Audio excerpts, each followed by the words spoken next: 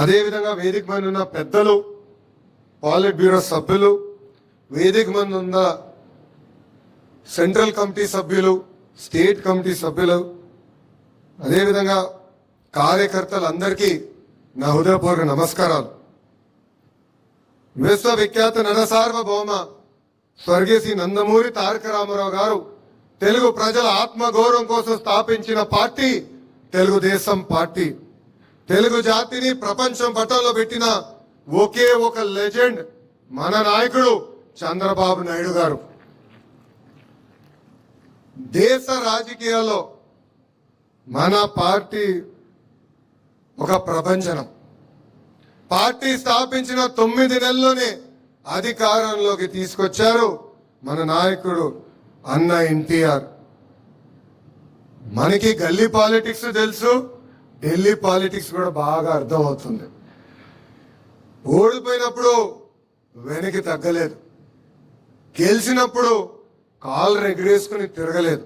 నిత్యం ప్రజలకు అందుబాటులో ఉంటూ ప్రజల సమస్యలు పరిష్కరించిన పార్టీ ఒక తెలుగుదేశం పార్టీ. 44 ఏళ్ల గొప్ప చరిత్ర ఉన్న పార్టీ మనది. అలాంటి పార్టీకి ప్రత్యేకంగా నన్ను నేషనల్ వర్కింగ్ ప్రెసిడెంట్ గా నియమించిన మన అధ్యక్షులు చంద్రబాబు నాయుడు గారికి, దాంట్లో కీలక పాత్ర వహించిన వేదిక ముందున్న నాయకులకి పేరు పేరున నా హృదయపూర్వక ధన్యవాదములు. ఒక మాటలో చెప్పాలంటే నాకు బాధ్యత పెరిగింది. యువగలం పాదయాత్రలో మిమ్మల్ని అందరినీ కలుసుకుంటూ మీ సమస్యలు వింటూ ఇప్పుడు అధికారంలోకి వచ్చిన తర్వాత ఆ సమస్యలు పరిష్కరించే దిశగా నేను పనిచేస్తూ వచ్చా. వాస్తవంగా చెప్పాలంటే ఈ పదవి అనౌన్స్ చేసినప్పుడు నేను చంద్రగిరి నియోజకవర్గంలో ఉన్నా. ఇంకా ఆ బాధ్యత నాలో, అంటే ఇంకా ఈ పదవి ఏం చేయాలి, ఎలా చేస్తే న్యాయం చేసిన విషయం ఇప్పుడిప్పుడు నేను తెలుసుకుంటాం జరుగుతుంది. మొన్న నవ్వుతానా, ఒక పక్కన బాధ్యత, ఇంకో పక్కన ఈ బరువుని కూడా మోయాల్సిన అవసరం ఉంది. ఇది కేవలం నా ఒక్కడి వల్ల కాదు. ఎందుకంటే వేదిక మీద పాలిట్ బ్యూరో సభ్యుల వైపు నేను చూస్తున్నా, వేదిక ముందర నాయకుల వైపు నేను చూస్తున్నా. కలిసికట్టుగా మనం పనిచేయాలి, కలిసికట్టుగా మనం ముందరికి వెళ్ళాలి.